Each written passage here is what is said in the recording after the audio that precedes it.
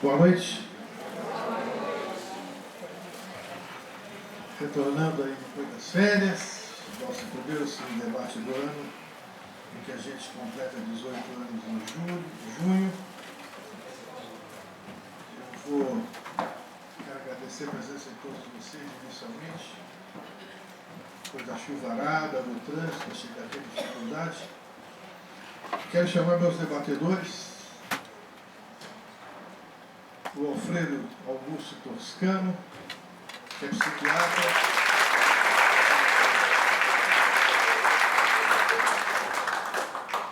psiquiatra, psicoterapeuta de adolescentes e adultos, presidente do Departamento de Medicina Psicossomática da Associação Paulista de Medicina, diretor científico da Associação Brasileira de Medicina Psicossomática, escritor, Dr. Antônio Sérgio Pereira de Souza, que é psiquiatra, psicoterapeuta, professor convidado na cadeira de Psicologia Médica da Faculdade de Medicina da USP.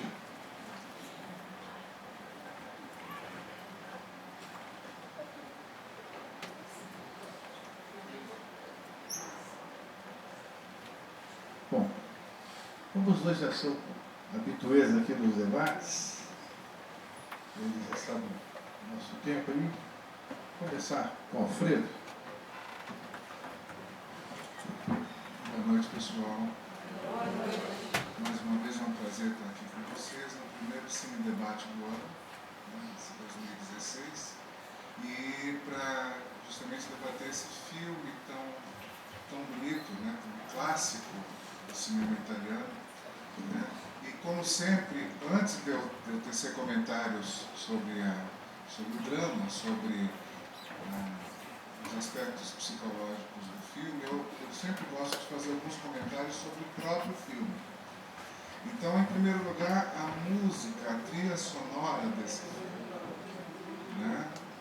Eu acho que essa trilha sonora, que é de Armando Travaioli, essa trilha sonora não é só envolvente, ela é comovente.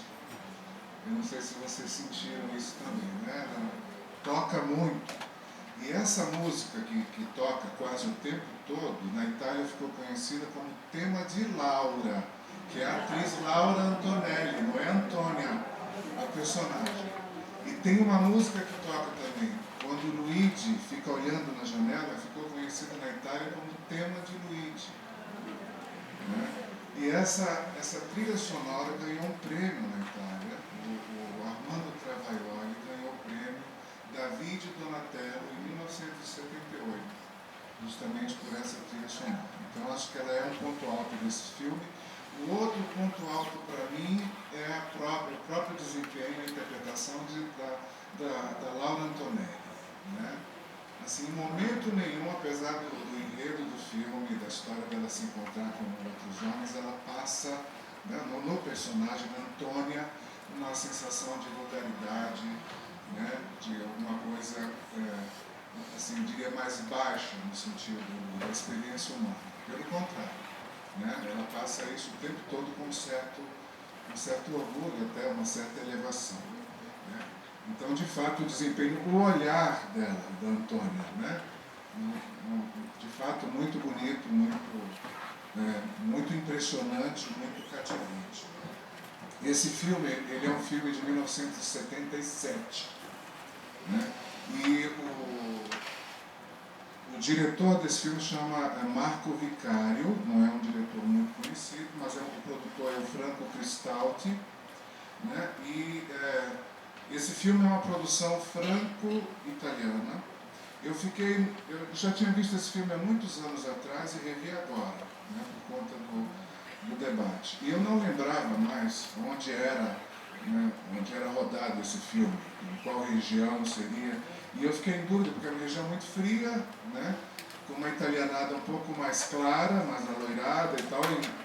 Eu pensei, pode ser no norte, no princípio, mas, bem, quem sabe também é no sul. Mas depois descobri que era norte mesmo, na região de Veneza. Não é em Veneza propriamente dita, mas é na região do Vêneto, Falaram, Teve uma hora que falaram antes de falarem da cidade, falaram de Pádua e Masmim, então é norte, Mas depois, eu lendo uma resenha do filme, vi que é na região de Veneza. Esse filme, ele, em italiano, é moglie amante, né, que é mulher amante, né, não está como esposa propriamente dita em italiano. E, curiosamente, em inglês é wife mistress, é esposa senhora, e esse senhora no tom mais formal, né, mistress. Né? E aqui em português ficou esposa amante mesmo, né, esposa amante. Bem, ainda sobre o Travaglioli, né, que eu falei, ganhou esse prêmio, o Travaglioli, ele morreu há pouco, ele morreu em 2013, já estava velhinho, né, com os cabelos brancos, e ele estudou na academia, na importante academia de Roma de Santa Cecília, estudou música lá. E ele também era feito ao jazz, né, já velhinho, tocava piano, né, e com um gosto muito particular pelo jazz. Bem, agora entrando na esfera mais psicológica do filme, né? Eu penso assim, esse filme ele aborda basicamente a relação deste casal, né? Eu não penso que tipo ela ter se vingado dele seja até o mais importante. Ela se vingou dele, mas não é isto o mais importante. É uma relação peculiar, particular entre esse casal, que teve vingança da parte dela sim, mas foi muito além da vingança, né? Isso se dá por conta de experiências não compartilhadas. E depois a tentativa de reparação do casal. É claro que eles não tinham consciência de nada disso, né? É uma coisa que foi acontecendo às custas de muito sofrimento, né? Não só dele, mas dela também. O sofrimento dele, claro, foi angustiante, né? Porque ficar presenciando tudo aquilo pela janela o tempo todo, e curiosamente ele dizia, eu não consigo parar de fazer isso, eu não consigo parar de ver. Por quê? Porque precisava completar uma história, né? Aquilo precisava ser vivido para eles resgatarem a relação, para eles repararem a relação deles, né? Então, aquelas cenas da janela, é claro que elas são muito, muito angustiantes, né? A gente tem que considerar também a época em que aquilo aconteceu, como é que era a sociedade naquele momento, né? Ele era um anarquista, né? Ele vendia vinhos, era um anarquista, e a Itália naquele momento estava toda dividida em grupos, socialistas, anarquistas e outros. Era uma sociedade muito, muito conservadora, né? Então muitas coisas aconteciam também escondidas, mas não tanto, né? Porque acabavam sabendo, ainda mais numa cidade pequena como aquela na Itália. Então assim, havia uma necessidade deles de viverem essa situação toda para poderem resgatar a relação.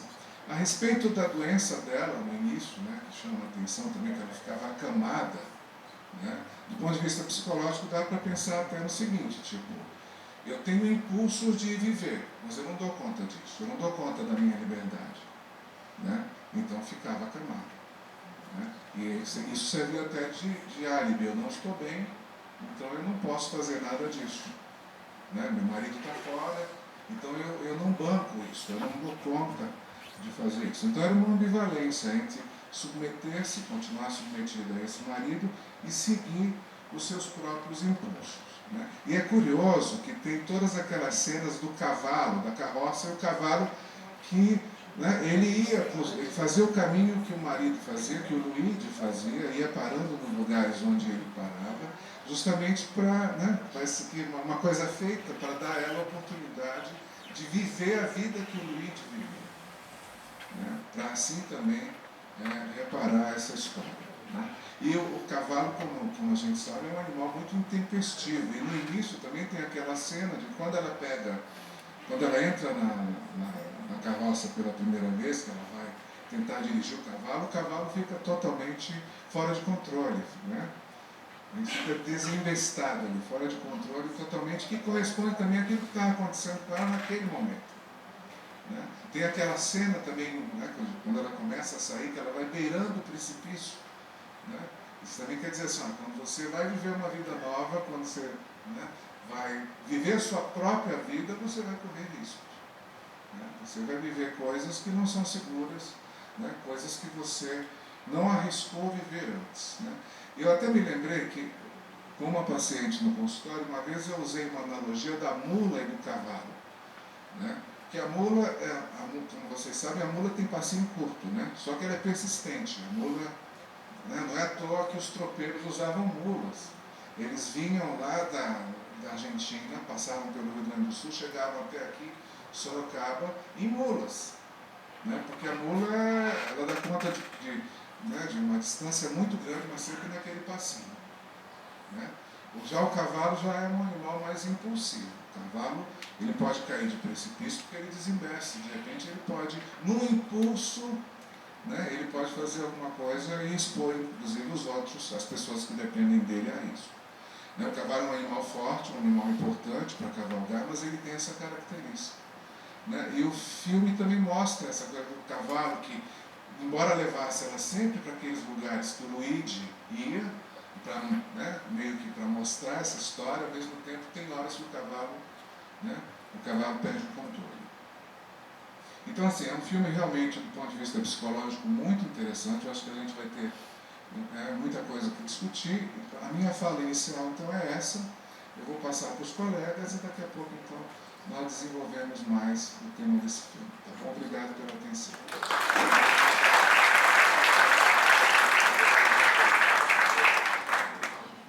Boa noite.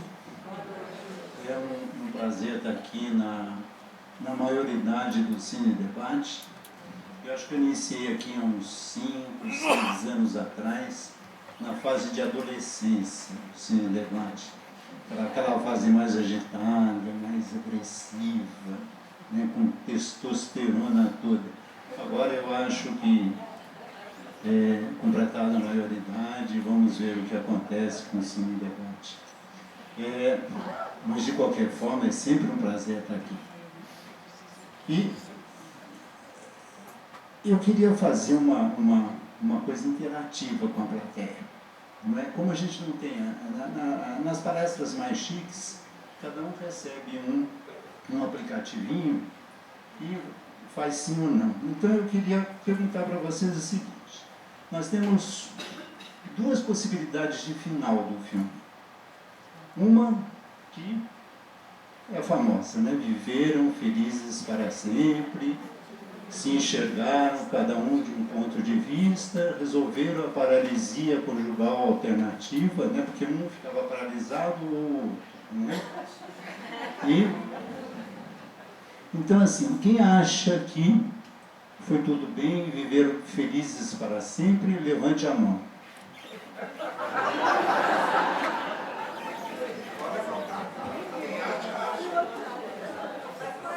Você acha? E quem acha que depois de mais ou menos 2 meses ou 3 meses voltou tudo a mesma coisa? Inclusive a paralisia.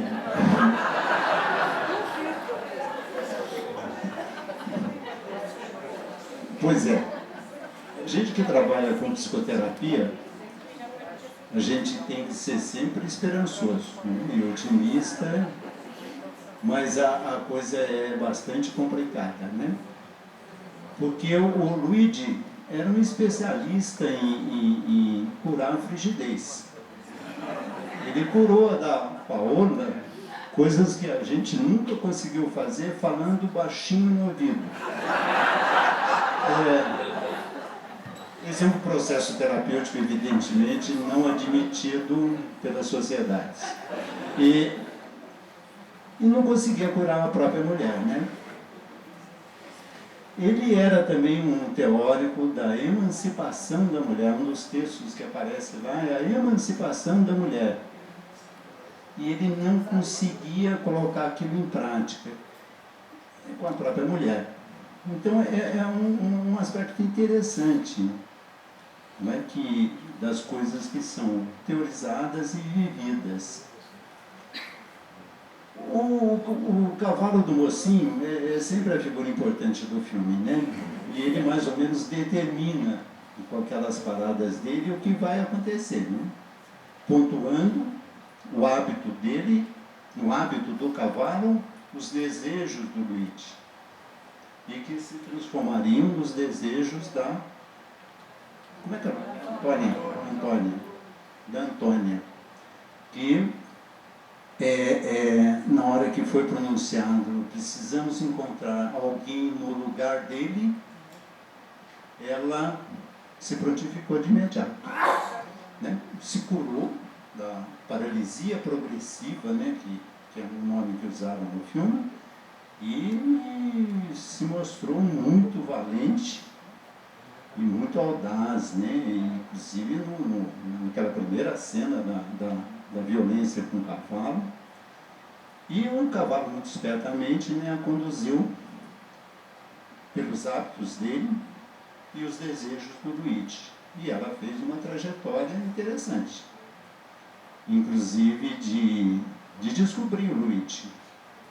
Agora, devia ser uma bisca essa Antônia, né, para uma bisca. Bisca é gente ruim, assim, né? Porque não infernizava o cara, né, no começo. Inclusive o diagnóstico do médico, né? Essa paralisia aí é para encher o saco dele. Né? E parecia assim uma boa bisca, Antônia, né? E depois... Eu não acho que ela é uma boa bisca. Se alguém acha aqui, pode levantar a mão. Amor, então quem acha, levanta a mão. Somos 3.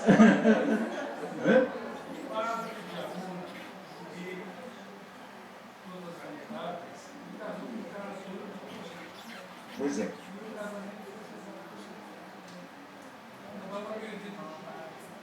Perfeitamente. Mas então, e aí tem todo aquele desenrolar, né, do filme, as vinganças, né, e etc e tal. E o lance do tiro é genial, não é? Inclusive a presunçosa imagina que foi ele, ela corre de um lado, né? E o problema é do outro, né? E o coitadinho do cara lá da pureza, né? Que chegou tarde. Então a gente diria, o cara chegou tarde e foi cedo.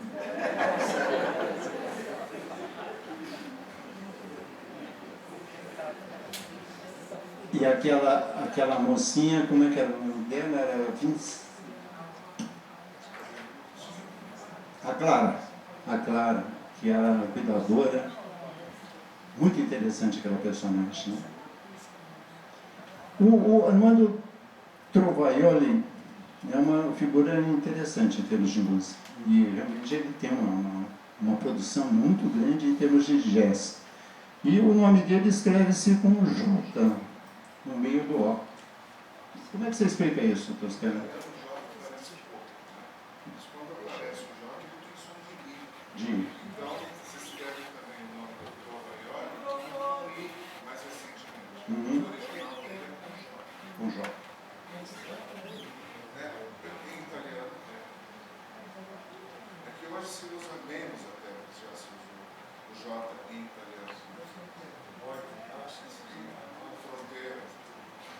E pontuando uma frase dela no fim do filme: eu nunca mais serei de alguém. Essa frase me pareceu assim, bastante importante em termos da coisa de libertação dela. Virou gente. Eu acho que é por aqui. E vamos debater.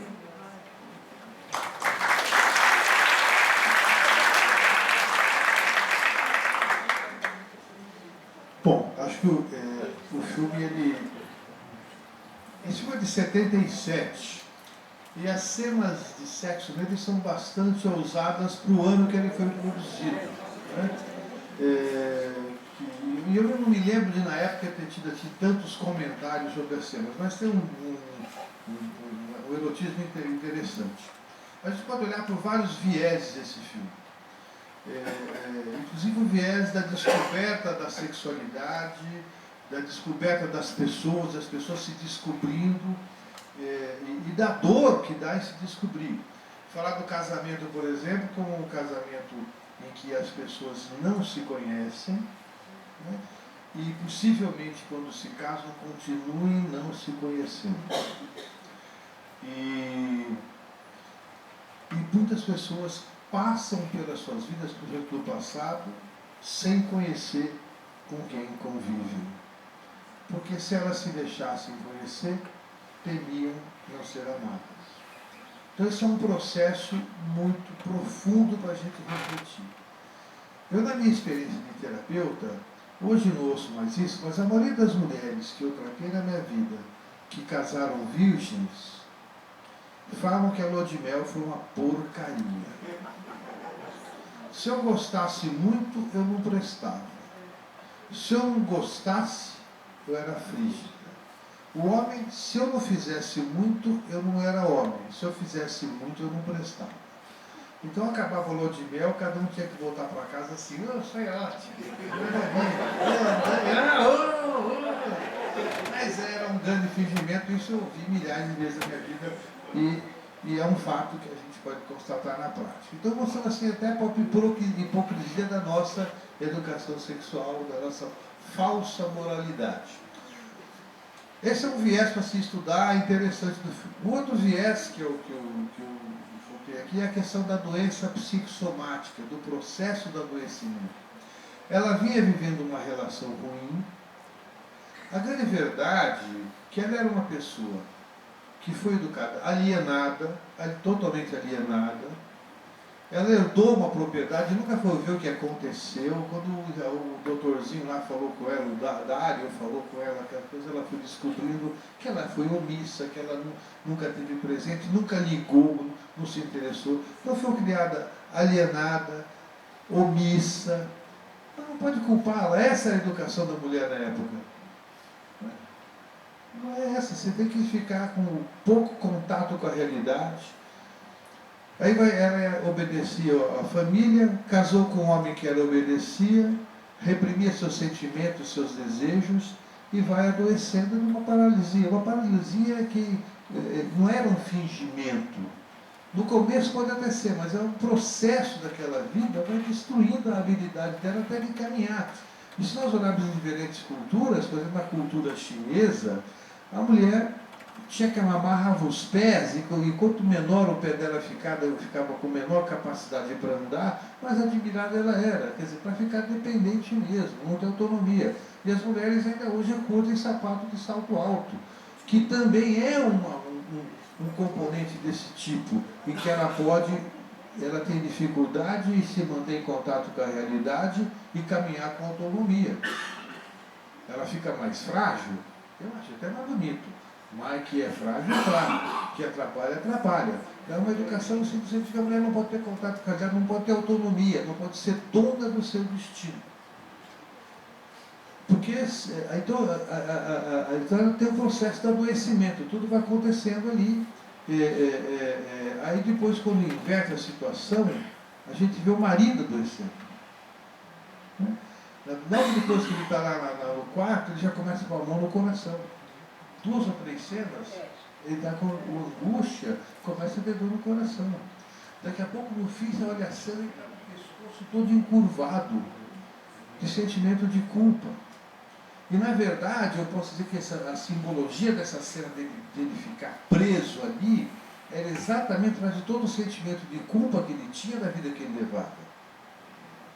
E ele fica ali naquela cena assim, como espiando, e a palavra espiando tem 2 sentidos aqui, né? Um de espiar, de olhar, e outro de espiando as suas culpas, gotejando, fel, gotinha, gotinha daquela tortura chinesa, né? Vendo as coisas acontecendo com a mulher, e ele se sentindo ali, pagando a sua culpa. Ele fica até o fim, e na hora que ele sente que pagou a culpa, ele sai e vai lá para começar outra história, que fatalmente vai durar muito tempo, que vai ser muita porrada dos dois. Você fez isso, fez aquilo, e você fez aquilo, aí vai ser um caos. Né? Então, mas o fato em si é que tem esse processo do adoecimento dos dois. Outro aspecto importante é o aspecto da vingança. Né? ela quando começou a entrar na linha de vingar-se do marido, ela sofreu, a relação que ela tinha, ela foi frígida, ela não, e é muito comum essa questão da vingança, as pessoas que têm relações sexuais por vingança, né? E geralmente a dor da vingança está em quem vinga, né?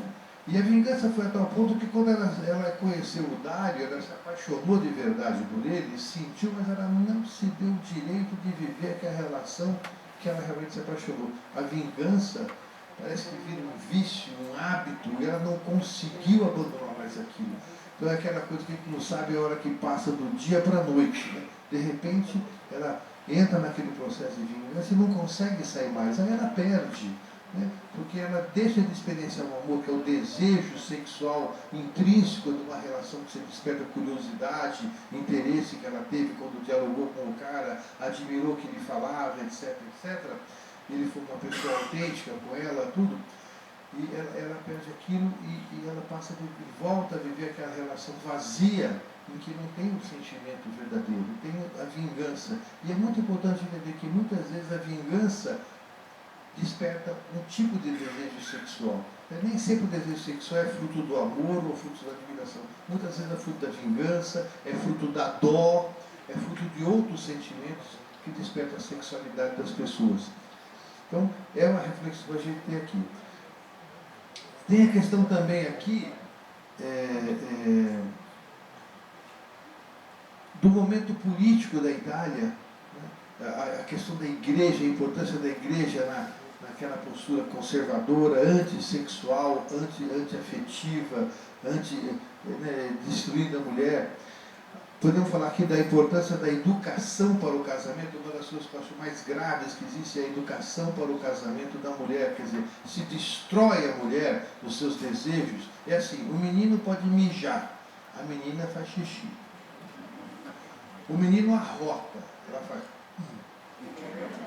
O menino peida, ela solta. O moleque dá gargalhada de perna aberta. Tudo isso na educação vem acontecendo e a família estimulando a mulher nisso, dizendo assim, eu te tiro o direito de dar risada, o direito de todas essas coisas que eu falei, porque no futuro você vai ter um homem que você vai casar e vai te dar tudo. Porque se ela não for assim, ela não vai conseguir casar. Essa é a pedagogia do casamento. Isso que eu estou descrevendo aqui é escrito por uma autora chamada Elena Giannini Bellotti, que é uma freira italiana, que fala sobre isso num livro chamado A Educação para a Submissão. Então, muito rico isso. Então, a educação para o casamento, o que é? Você aniquila a mulher em todas as suas coisas e ela, quando casa, vai apresentar a conta para o otário do marido que disseram que ele é capaz de saciar isso. E não é. Aí ela se frustra com ele, porque prometeram que ele ia dar o que ele nem sabia. E ela vem com a conta para ele. Agora você vai ter que dar para mim todos os beijos que eu não dei ao longo da minha vida, todos os bailes que eu não fui, todas as danças que eu não dancei, todos os pulos que eu não soltei. Aí o cara fala, não dá. Aí o casamento acaba. Porque as pessoas não se conhecem. Então o filme dá para a gente explorar todos esses vieses aqui. Ele é muito rico. Além de uma obra realmente assim, muito sensível, com uma música maravilhosa, uma fotografia interessante. Né? E para encerrar, falando mais uma coisinha assim só. Ela obedecia o pai na educação, que morreu. Aí obedecia o marido. E aí quando perde o marido, que ele some lá, ela passa a obedecer quem? O cavalo.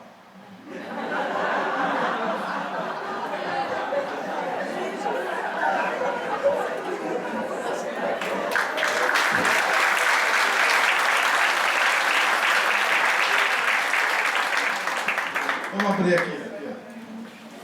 Aqui. Alô?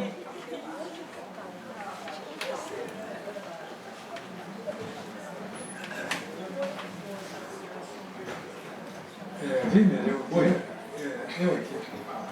eu tenho uma questão importante, é o seguinte, esse filme retrata que época? É antes da Primeira Guerra Mundial? Antes, já tinha eletricidade. Mas não tinha carro. É fim do século XIX. Talvez a cidade era muito pequena e os carros não tinham nem estrada. Mas as estradas também. Eu acho que é fim do século XIX. Não, acho que início do século XX, antes da Primeira Guerra. Bakunin, ele fala em Bakunin. Bakunin foi um o primeiro anarquista, né? Que foi morto meados do século XIX. Ele foi morto antes do começo da Guerra Comunista. Então é até 1910, um pouquinho antes. Acho, tô chutando. Tá bom, gente, era isso que eu... Gostaria de fazer só um comentário sobre a Boa Bisca. Tem perguntas ali, eu vou ser breve. Eu acho que a Antônia é melhor do que uma Boa Bisca. Eu acho que a Antônia é um personagem forte. A Antônia, ela teve aqueles momentos de conversão, de histrionismo e tal, mas assim, a abertura dela para fazer todo esse percurso, né, mostra também uma pessoa interessante em alguns aspectos. Eu também não acho que depois disso eles viveram uma maravilha, também não penso assim, tá? Mas talvez por terem vivido esse percurso juntos, tenham se relacionado melhor depois disso, né? O Wimmer falou uma coisa... Eu acho que eles foram os primeiros a abrir uma casa de swing, eu acredito. O Wimmer tocou num assunto aqui que foi o assunto do conhecimento, né? É interessante porque nas antigas escrituras, no Antigo Testamento, na Torá judaica, muitas vezes se fala em conhecer o outro. Quando trata de casal, deitou-se com o outro é conhecer o outro, né? Então o conhecimento ele é fundamental para a qualidade de uma relação, né? E quando o casal não se conhece direito, pode contar que vai dar zica. Né? Porque o casal ele, vive como estranho. Mas hoje o perigo é da zica no ato do conhecimento, de acordo com o que você falou aí. Estão dizendo isso aí, eu ainda não acredito. Mas olha, Rapidinho. Então, eu acho que a Antônia, ela funcionou numa perspectiva amorosa, assim. Eu acho, né? Apesar de toda a vingança, apesar dela ter submetido antes, eu acho que ela funcionou numa perspectiva amorosa e ela passa uma coisa de mulher forte também. E é até decepcionante quando ela diz que ela não vai mais ser de ninguém.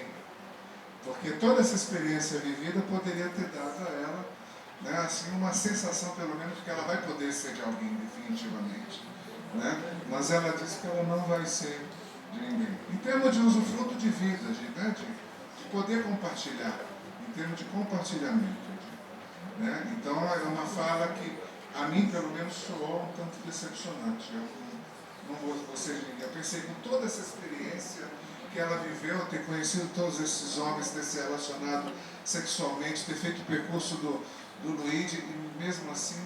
Mas eu gostaria de ver a origem dessa frase, que eu não vou ser de ninguém é uma coisa, outra coisa é não vou amar mais ninguém. Eu não sei, tem que ver com o significado, porque ela despertou um amor naquele Dário, né? No italiano eu não peguei, mas a tradução que apareceu é nunca mais serei de alguém. Agora, eu vejo de um ponto de vista evolucionista. Eu acho que o casamento é uma coisa muito recente. Eu calculo assim uns 25 mil a 45 mil anos. Casamento no sentido de casamento, de morarem juntos. Isso é depois da Revolução Agrícola, quando o Homo sapiens deixa de ser nômade e passa a ser sedentário. Então, eu acho que é a partir daí que... Então é muito pouco tempo, tá certo? Para ver adaptações evolutivas que tornem esse troço aí eficaz e rentável, né? O acasalamento. Então é muito pouco tempo. A bisca aí é mais uma provocação para a plateia, porque eu acho que a plateia, embora com 18 anos,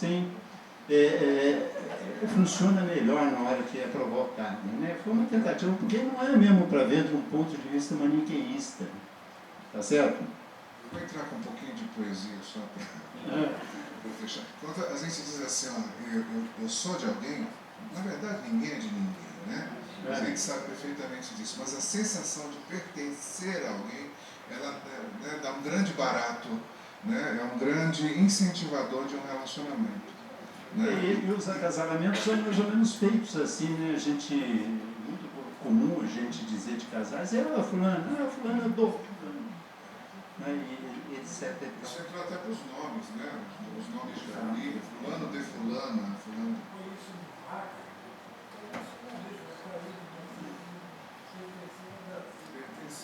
Então, a coisa não deve ser vista assim de um ponto de vista maniqueísta. Agora, o que acontece é o seguinte, que quando os papéis são bem feitos, né, digamos, no caso do Luigi e da Antônia, não era muito bem feito, não. O Luigi cumpria a função dele de trabalhador, etc. Mas ela não cumpria as funções delas de dona de casa. Né?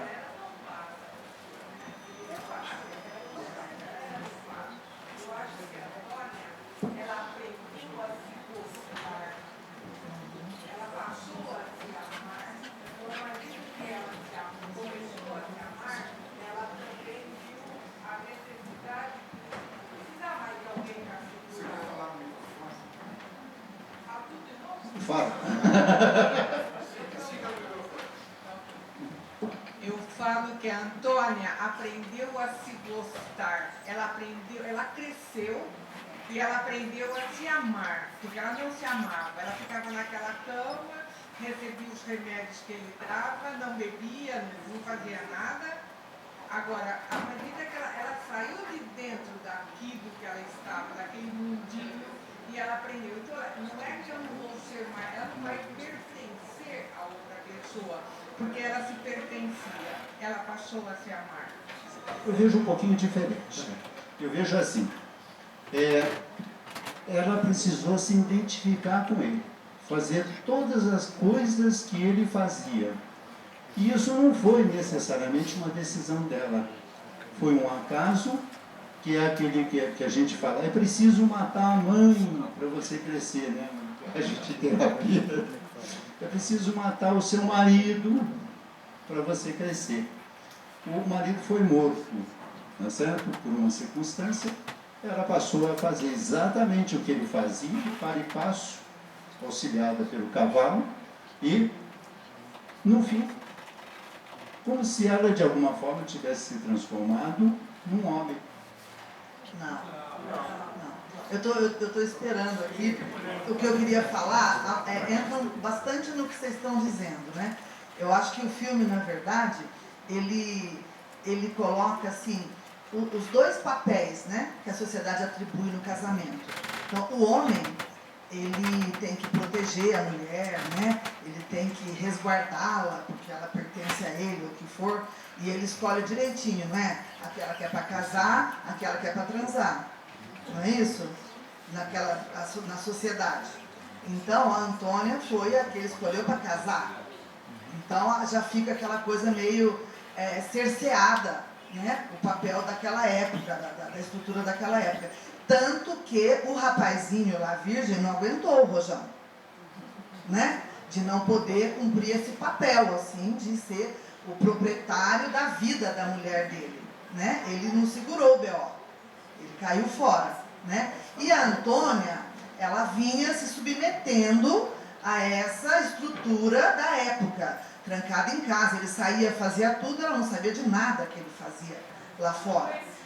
Não conhecia. E ele não relatava tudo, porque também tinha coisas, aspas, imorais, para aquele acordo que existia entre eles, né, que a sociedade impunha, né? Então, o que eu acho, na verdade, desse filme é que eu assisti ele, acho que na época, eu estava aqui vendo de novo e falei, gente, eu não lembrava nada, mas eu acho que eu vi estudante, eu estou vendo agora madura, né? Então, o que eu acho, na verdade, é que os dois ali são confrontados no papel oficial que eles vinham fazendo como marido e mulher e que não levou a nada. Ele ainda podia dar as escapadas dele, escrever, né? Ela ali restrita na casa. Ele dá uma desaparecida, foi a brecha que houve para ela finalmente se encontrar como pessoa. Concordo plenamente. Tem uma cena que ela se olha no espelho e ela olha, ela puxa a roupa e ela olha o rosto, uma coisa assim do tipo, eu gosto do que eu estou vendo, finalmente, né? E no fim, eu acho assim, foi o cavalo que levou ela? Foi, né? Mas o cavalo não deixa de ser um símbolo, né? De vigor. O cavalo dela também, né? O cavalo interno dela, né? Né? Como esse símbolo de vigor, de força, de fogo, eu diria, né? Então, na verdade, eu acho que ali são dois papéis errados que estão pagando seu preço, né? Porque ele também fez o que fez, ou ele... Não existe vilão e vítima, né? Assim, mas os dois cumpriam o papel que a sociedade atribuía para eles ali, né? Viva o homem, viva tudo que quiser fora do casamento, mas em casa se manque, quietinho, obediente, bonzinho. Mas esse era o padrão do casamento. Ainda é. Esse Sim, é um padrão de casamento. menos, né? Esse é um padrão de casamento. Ainda vigente. Né? Tá certo, então.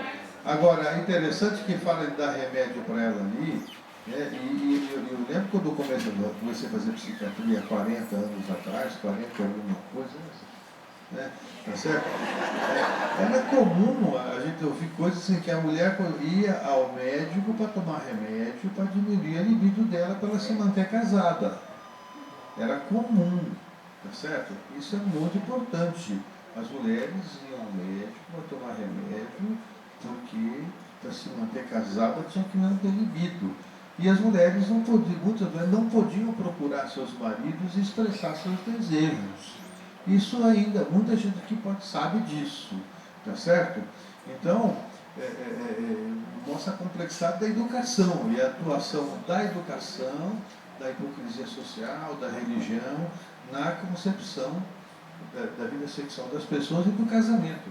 Aqui fala que, umas frases aqui interessantes, assim, para a felicidade conjugal, né? Tem uma frase lá que é falada, eu acho que é o padre que fala, alguém fala da felicidade conjugal, ou também do Dário, que ele foi condenado porque ele disse ao jovem que podia se masturbar. Masturbação, até quando eu comecei a estudar medicina, masturbação era, em alguns livros de medicina, era considerado uma aberração. Aberração, né? Tá certo? Eram coisas assustadoras para adolescentes, né? Caía, masturbar, fazia crescer pelos nas mãos, os peitos iam crescer, umas coisas horrorosas. Tá certo? Então, isso, estou falando de 1970, 60 e pouco, né? Então, imagina aquela época. Então, assim, isso é uma tortura que eu via em toda a educação para a não sexualidade do ser humano. O sexo, ainda hoje, pessoal, não existe coisa mais broxante que a vida sexual dentro do casamento. Que a vida sexual dentro do casamento. Quer acabar com o tesão de um casal? Case. Né? Então, é o seguinte, ainda hoje, tá certo? Então, a gente tem que olhar para isso. Tem as pessoas privilegiadas, excepcionais, mas isso é uma realidade que se vê. Mas voltou? Eu acho que sim. A solução é mudar, né? Discutir os assuntos e falar. Hoje, claro que é muito melhor hoje, se fala, se conversa, mas temos que fazer as pessoas falarem sobre o assunto. Isso aí não é o caso No Coelho, não todos, acho que todos, até, não sei, porque os dom latinos são piores até. Aquele mocinho que se suicidou, na verdade ele vinha se suicidando. Né? Eu acho que ele se suicidou. Ele foi justamente arrumar aquela mocinha de cabelo curto, e se arrumasse uma outra que o ajudasse a vencer a virgindade dele. Ele era antítese da Antônia. A Antônia estava se suicidando, a antítese da Antônia. Coitado dele, eu fui educado quase para ele. Essa coisa dos casais que se complementam mal, né? A complementação dele era terrível, porque aquela moça de cabelo curto, qual é o nome dela? A Clara, ela não vinculava também, né? E era uma coisa, ela tinha um comportamento assim, um tanto, né, obscuro, e ela se relacionava sexualmente com o Luigi, em seguida estava com esse namorado. E tem uma cena no filme que me chamou muito a Um atenção. detalhe toscano é o cabelinho dela, bem curtinho. Cabelo. E ela mesma, ela não era hipócrita, né? Porque ela era bem aberta naquilo que ela fazia. Ela Sim, não tinha- hipócrita não, mas Ela assim- não era. Mas mostra uma cena depois do suicídio, que ela está saindo na rua assim com um ar de Tranquila. indiferença, como se nada tivesse acontecido, está seguindo a vida dela. Não dá Mas impressão? por isso que a Tá de gente tem que preto, olhar. você dá esse dia dela. É. Tá de preto. Sim, mas nem 8 nem 80, né? Mas um viés para se falar desse filme é sobre a vingança desse filme. A vingança é uma coisa que está por trás de quase todas as ações. Inclusive, a própria atividade sexual deles, muitas vezes, é uma atitude de vingança, vingança do homem. Quando ela fala não quero ser de ninguém, ela de alguma forma está assim, eu estou me vingando dos homens e da educação que eu tive. Bom, aí desculpa, vou falar. Tem um detalhinho do Dario, né, o médico, e na relação com o Antônio. E acho que aí a Antônia aprendeu, porque esse Dario assim me pareceu assim um pouco ciumentinho, né? Foi ciumar. É. E ela falou, tô fora. E acho que ela aprendeu. E ele teve umas reaçõezinhas assim de ciúmes, né? Me pareceu.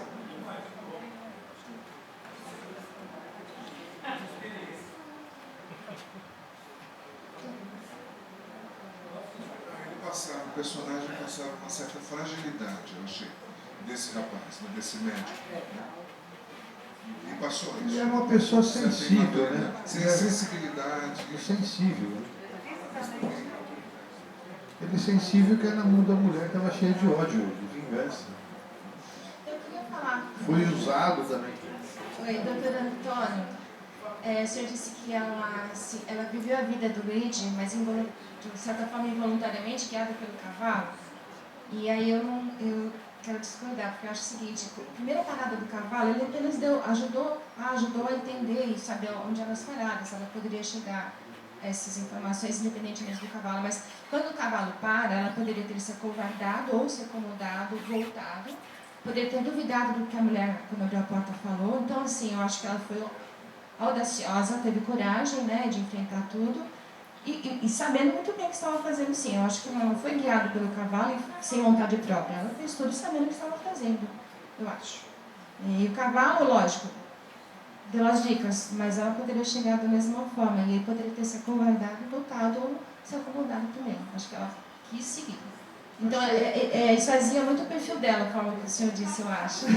Desculpa. Eu acho que é uma ironia do diretor. Tá certo?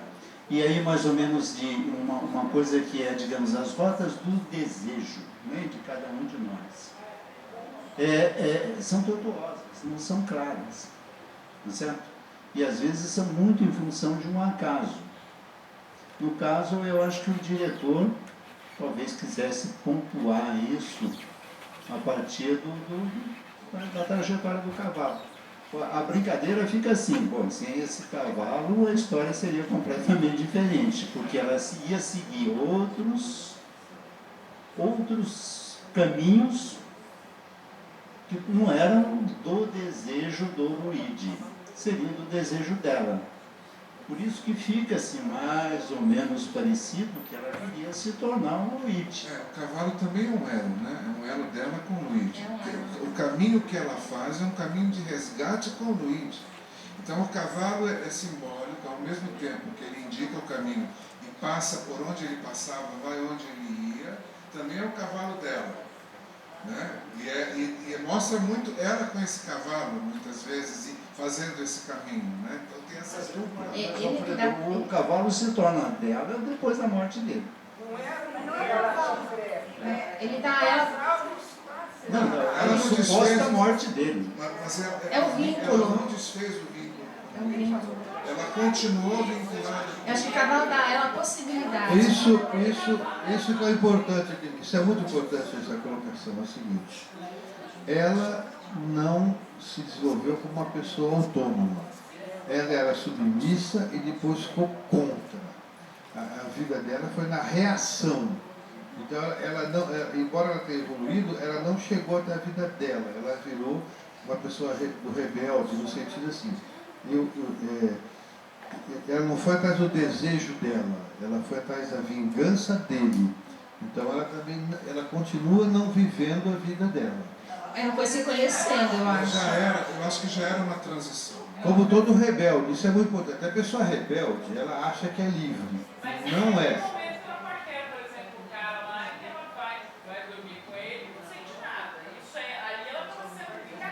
Ela vai se conhecer. Agora, depois que ela começa a se conhecer melhor, você percebe que ela está adequada ao que ela está fazendo. Ela está fazendo o que ela quer. Sim, mas não está fazendo o que ela quer.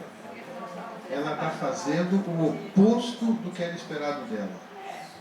Isso é muito importante. A pessoa que é rebelde acha que ela faz o que ela quer, mas não faz.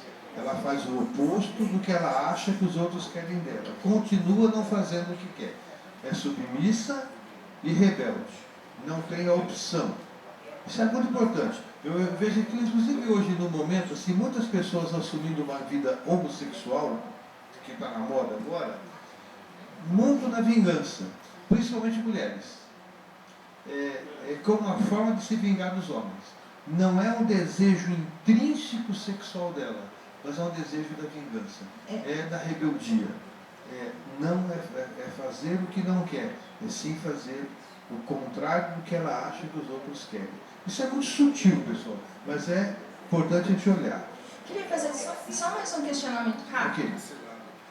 Ok, o microfone. Sobre aquela frase que não seria mais de alguém, né? Eu queria questioná-los.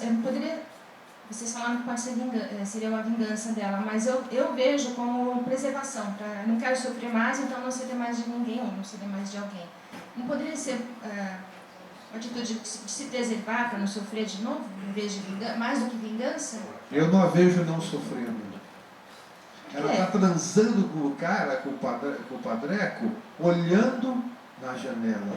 Ela está transando para ele. Tá certo? Não está transando está transando para ele. Aliás, é muito comum o processo de adoecimento. Tem pessoas que adoecem para o outro, doenças que adoecem contra o outro, pessoas que adoecem no lugar do outro. Tem muita gente que adoece para evitar que o filho adoeça. Então é importante olhar isso. É sutil.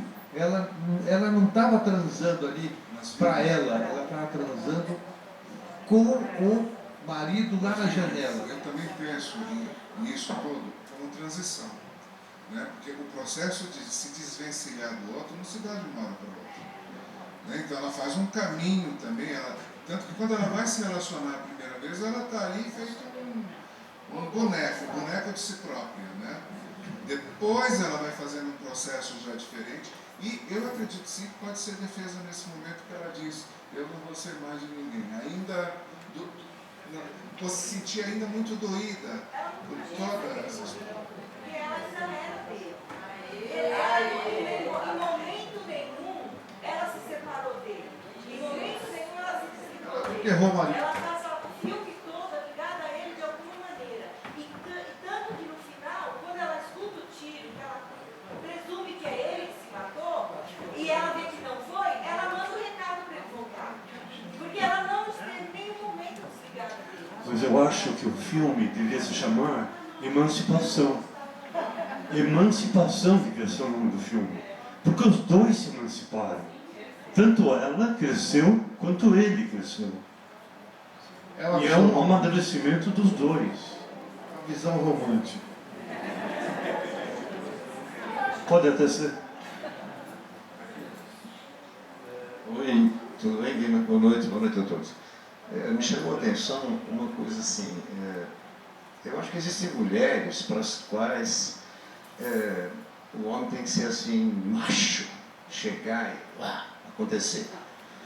E eu acho que no filme o papel do médico é exatamente o sujeito que, pela sensibilidade dele, pelo caráter, pela forma como ele analisava aquela situação toda do ambiente, que ele conhecia a pobreza e tudo mais, eu acho que ele chegou no ponto. Ela precisava ser conquistada e libertar a sexualidade através da sensibilidade da mulher feminina.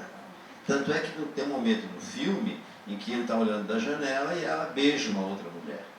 Então, na verdade, ele aborda essa coisa, o lance da homossexualidade, né? E não fica uma coisa limitada, fica uma coisa assim, a sensibilidade está aí, porque quando ela resolveu ir para a cama a primeira vez com aquele guardinha que ela encontrou na rua, que era vamos e venhamos, né, uma beleza de todo mundo italiano bonito no filme, né? Ele foi para a cama com ela, ele era grosso, ele era exatamente a pessoa que não tinha a sensibilidade, né, que ele percebe que ela está absolutamente inerte na cama, ele sai assim, você é frígida, e ela chora. Então, ela não era um cara... Isso tem uma conotação de aprendizagem também, né? De transição e aprendizagem. Inclusive a homossexualidade, a experiência homossexual dentro de um processo de aprendizagem. Exato, e porque o marido, Luigi, não foi capaz de perceber isso, né? A história começa assim. E o rapaz, pela sensibilidade, foi até acusado de homossexualismo porque não cobrava as consultas, né, que ele dava lá para o rapaz. E outra coisa que eu achei em relação ao cavalo, acho que eu não prestei muita atenção quando você falou, mas a primeira vez que o cavalo para, e ela não entende por que quer que ele vá para frente, veja que a mulher chama, ela fala, se você não vier, ele não vem. E foi muito importante para que ela começasse, então, a descobrir tudo aquilo e se descobrir também, né?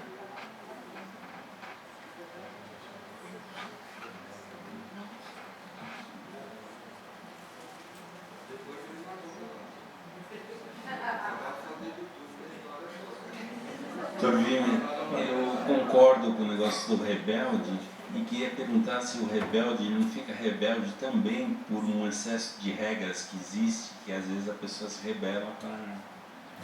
Sim, uma forma de você criar pessoas mentirosas é criar excesso de regra.